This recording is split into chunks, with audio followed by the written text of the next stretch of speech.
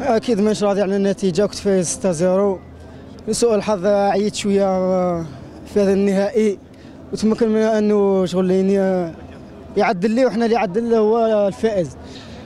لكن الحمد لله ما تعبنا، ما راحش باطل. الميداليه الفضيه عطيت كاع واش عندي يا اخو، مديت كاع واش عندي يا اخو، زياده ما كتبتش. ونزيدو نخدموا ان شاء الله يا اخو في القادم ان شاء الله نديروا. النزال تاعي الخصم ربحته في الفتره الصباحيه، وكانت زعما عندي نسبه كبيره باش ناخذ الذهب، خاطر كنت فايز عليه في الفتره الصباحيه.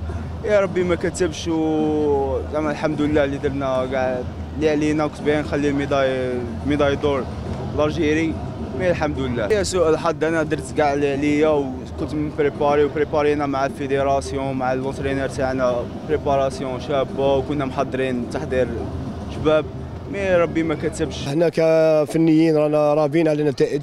ماغري راحوا لنا 3 ذهبيات في المصارعه الحره، اللي كان مستوى جد عالي بحضور المنتخب العراقي والسوري، اللي ما يخفركمش بلي عندنا 12 سنه ما تلاقيناش بهم، وهما من قاره اخرى، قاره معروفه بالمصارعه، قاره اسيا. الحمد لله خدمنا معاهم، ماشي كنا خساره بصح بطعم ذهب. الكومبا الاولى هي اللي اثرت في ليزاتات الاخرين. الكومبا الاولى اللي خسرناها هذيك 57 كيلوغرام، كان متفوق المصارع تاعنا كاتب، كان متفوق 6-0 ومن بعد خسر.